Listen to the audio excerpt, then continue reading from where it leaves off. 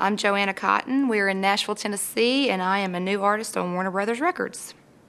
I've been singing since I was 5 on stage, but I always knew that it was what I wanted to do. It just drove me every, day. I would worry my mom and say, I know what I want to be when I grow up. I know what I want to be when I grow up. And she said, well, what? And I said, a country music star. And a singer. And so she said, well, if you want to be a singer, then we're going to do this right, and I want to put you in voice lessons. So she started me out in voice lessons when I was 5, and there's really a voice that young. You can't do anything except breathing techniques and little art songs. And so I did that for 5 years with a voice teacher in Wynne, Arkansas. And then I started studying in Memphis at Rhodes College Music Academy, and they have a high school program for high school students. And when I went over there, I started arias in different languages. So my background is a classical background, but at the same time, I would sing on any stage I could get on as far as the other kind of music, country music, which is what I do now. But so age 7, my mom brought me to Nashville for the first time, and I started singing. So my experience as far as vocally goes in the country music realm is just strictly stage and no real voice lessons for that. But the voice lessons that I took were classical music background. So at age 14, I went to Tanglewood for 2 summers, which is Boston University's summer camp, and studied there, and went back a second summer before I went to Juilliard. And there really aren't a lot of schools that offer, somewhere where you can study both classical music and another genre of music. Mine being country music. Belmont was one school that offered that sort of program. Berkeley is also another that kind of splits up a little bit. Juilliard was just strictly classical music, and that's all some jazz, but I wasn't really big into jazz. So studying in Memphis, the classical world is not as, happening, you could say, as in New York or Philadelphia or the northern states, because, New York is where the Met is. So I didn't really know. I could get to Nashville. I could drive a car to Nashville, so I knew what Nashville was like. But as far as the real classical world, and if I really wanted to do that, I didn't know until I went. So I decided I didn't want to live my life, saying I could have gone to Juilliard. So when they offered me a scholarship to go to school there, I said, I'll accept. And they said, you got 24 hours to let us know. And so in 24 hours, my world changed, and I was in New York City and going to school up there, and went for 2 years and decided these people are really serious. They want me to have a career in this kind of music, and it was a crossroads for me, really. It was like I have to decide what I want to do with my life. If I want to pursue this kind of career, then I have to really start taking it seriously and learning the languages, truly how to speak the languages. And I just realized at that point in time that wasn't where my heart and soul was. So actually a friend of mine just kept on and on and on to her neighbor, who was a guy that worked for EMI Music, and his name is Bruce Birch. And she said, you got to hear this girl sing, And so he kept going, yeah, whatever, and because kind of everybody in the music industry, there's so many people that are here that sing, and he just, everybody sings. So finally he paid attention, and so I got some interest from EMI, and the president, Gary Overton, took an interest in me, and he said, look, I have some of your demos, and I've been taking them around to different record executives, and I'm pitching all of the artists here on EMI at the time, and your voice is the one getting most of the interest. So would you be willing to put some shows together? And I said, sure. So the first, I put together a series of 4 shows instead of doing one big showcase where every record executive comes in and they all stare at each other and it's like, do you want to sign or do you not? We decided that our plan of attack would be to do a series of shows so that we could bring the labels down one at a time just to check it out. And the first show I did, he said, I'm going to give you the first show just, for warm-up, and then I'll bring somebody out the second show. So the first show, he didn't tell me, but he brought Paul Worley, who is now head of A&R at Warner Brothers, and Paul said, "Oh, I've got to work with her. Don't let her get out. Don't let her get away from me." So Paul eventually signed me. We went in, and this was before that he was at Warner Brothers, and I think he knew that he was going to be coming here, and so we went in and started cutting some sides, and when Paul got here, he signed me. I had a long time to write for this record, so the first thing that happened for me was I got signed as a songwriter at EMI, and I was a very baby writer at the time, so as far as just spitting lyrics and being a writer, that developed later for me. I was always in voice lessons, learning how to sing. Though that was what I concentrated on through my youth. I never played guitar or, just sat around and creating poetry. That was not really my thing. Some people do that just naturally from, like I sang from birth, they write from birth and sing from birth. So it was a little bit intimidating because I thought, okay, I've written, maybe 8 songs. I had one song on hold, and at the time, and EMI found out about it, and there was just a lot of buzz and a lot of activity going on around me, and so it's really true, nobody wants you till somebody wants you, and so with all of that going on, it drew their attention to say, maybe we should pay attention here, and so they developed me as a writer.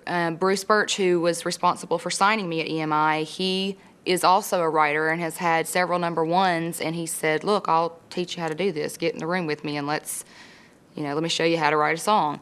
So he did, and we did, and, it took a lot of courage. But as far as from a writing, an artist perspective, in a writing room, I would go to all of these publishing companies and listen to songs and listen to songs and listen to songs, and it was just, day in and day out. I mean, you can listen to songs around Nashville for years and never hear all of them, and there are a lot of great songs, but as an artist, I knew what I wanted to say, but I wasn't hearing from them exactly what I was looking for. So I knew at that point in time I had to go create it.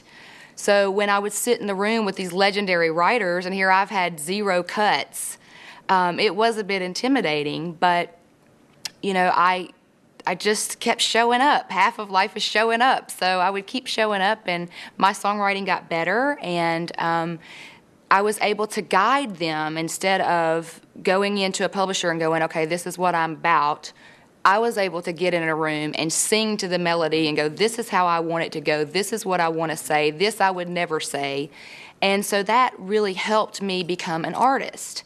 And when it came time to pick the songs for my record, I had 5 years of writing at EMI that we picked from. And I also, through those years, have some of my favorite writers.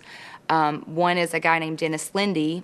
His first cut was Burnin' Love for Elvis, and he's gone on from there. But he's a very he's a great storyteller. And his catalog is also at EMI, and I had sung some demos for him. And so 3 of his songs ended up getting cut for the record, and then we had to narrow the process down, and 2 of them made it. But the next one will probably make the second record if I'm lucky enough to get that far. Well, when I was studying in New York, they told me that your voice doesn't fully mature until you're 40. So I think your voice keeps maturing. As far as studying, I don't go weekly to a voice lesson anymore, but those years helped me be a strong singer. I know how to breathe now. I know how to take care of my voice.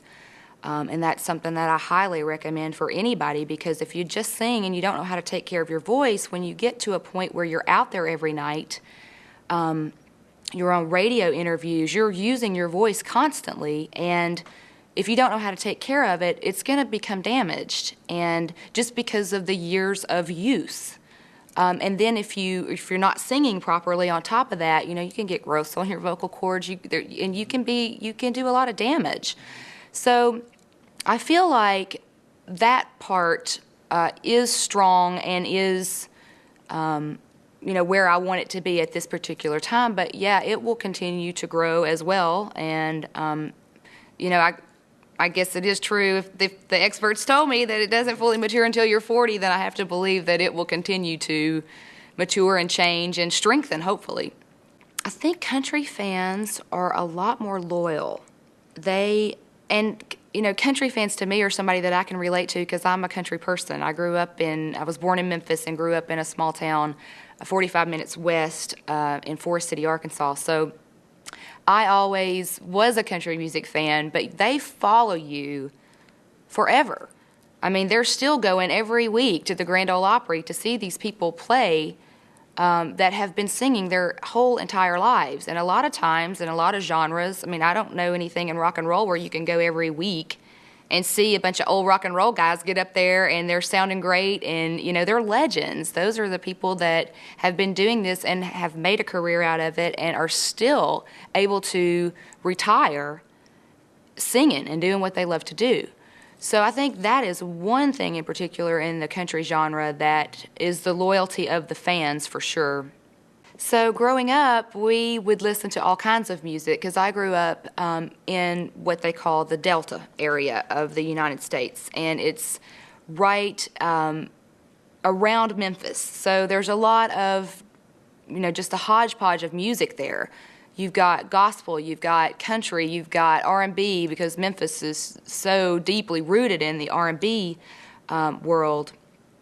So, but country radio was what I always grew up listening to, and my grandmother would always be playing all kinds of music, classical music, R&B music, and at the time when I grew up, horns were on country radio. So, it was T. Graham Brown and Lee Greenwood and Restless Heart and K.T. Oslin, people like that.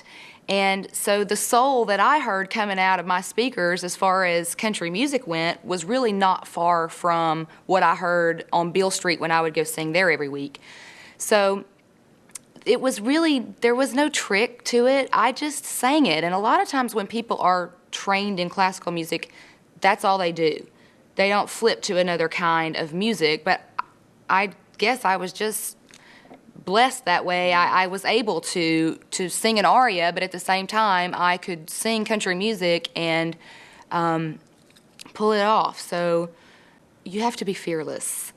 And I think that comes when you're young, before all the rejection of the music industry kicks in. And if you start that young and you are fearless and you get up on any stage and you go, all right, I'm going to get up here, and if I forget my words, it's okay, or if I fall over the microphone cord, it's okay.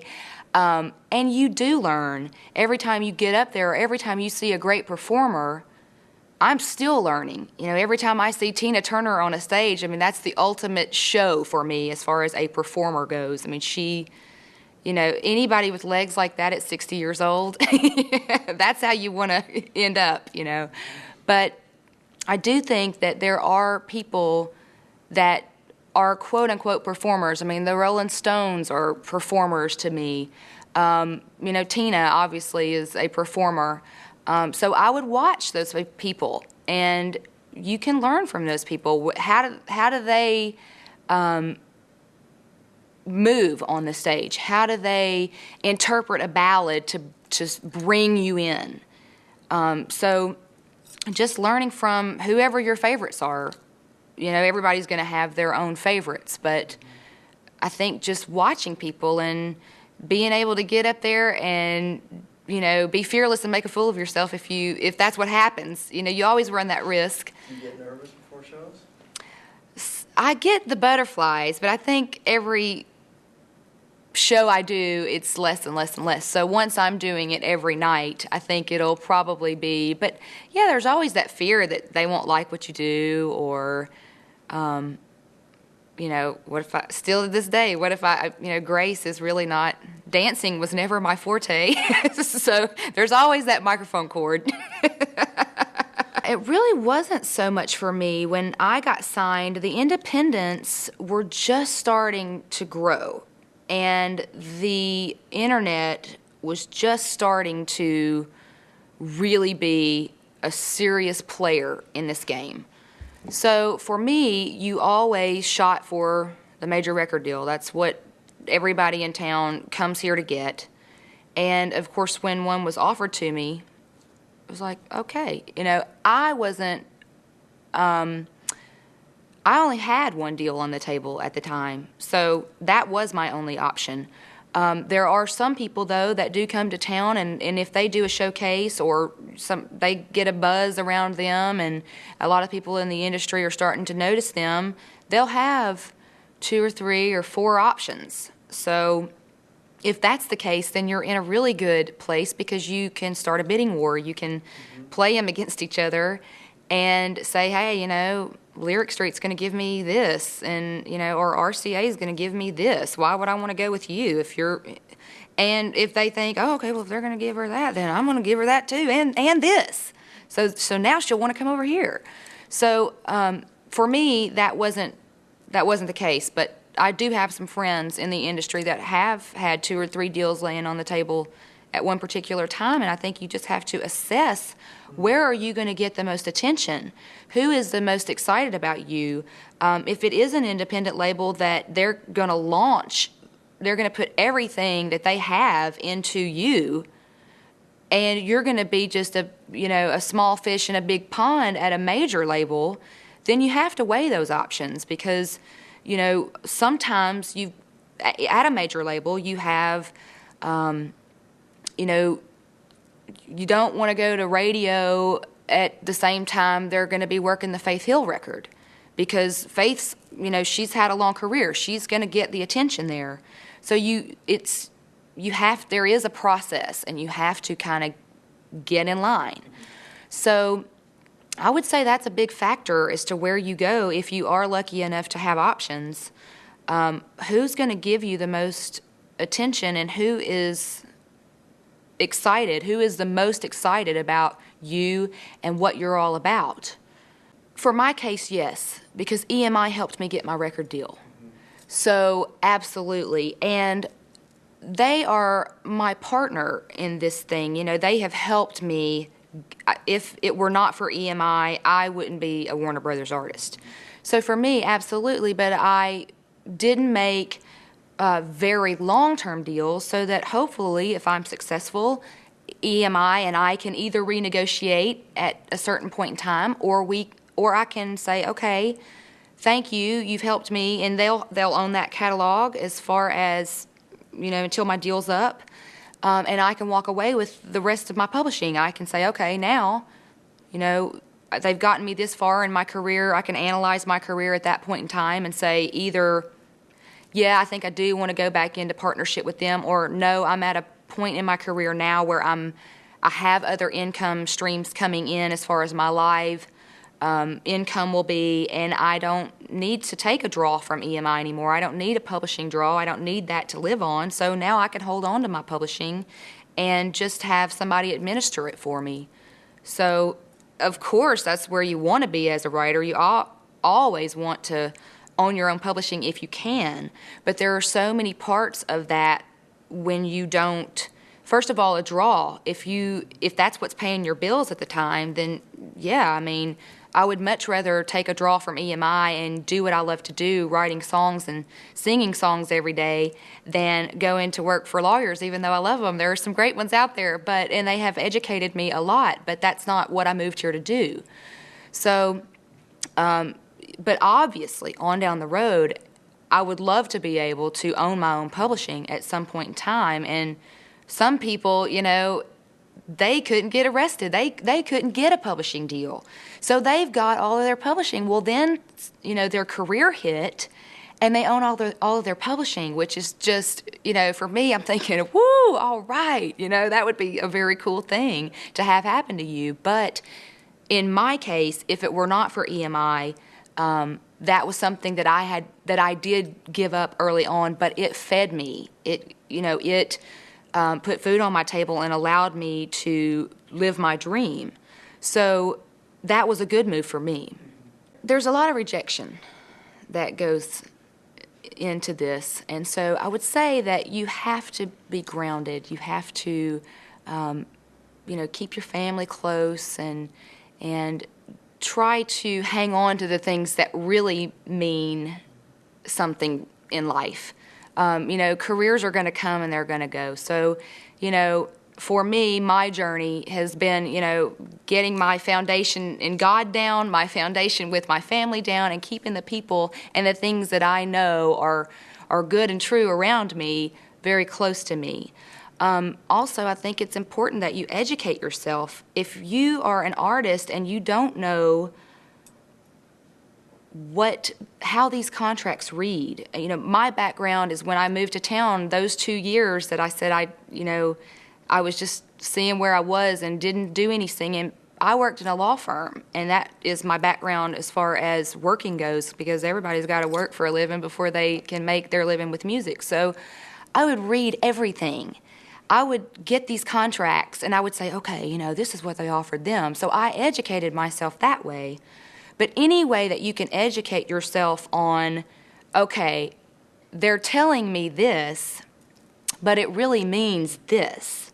Because they're going to tell you anything to get their way. You have to remember that this is your business, and when you're negotiating with somebody else, that's their business. So when you go up against them, it's all going to be fine in the end, but you have to be educated enough to be able to stand your ground and say, I'm not being unreasonable when I say, no, I'm not giving you my merchandising. I'm not being unreasonable when I say, no, I'm not giving in to some of these things that labels are asking for now and publishers are asking for now. So it takes a lot of time to educate yourself in the business side of it.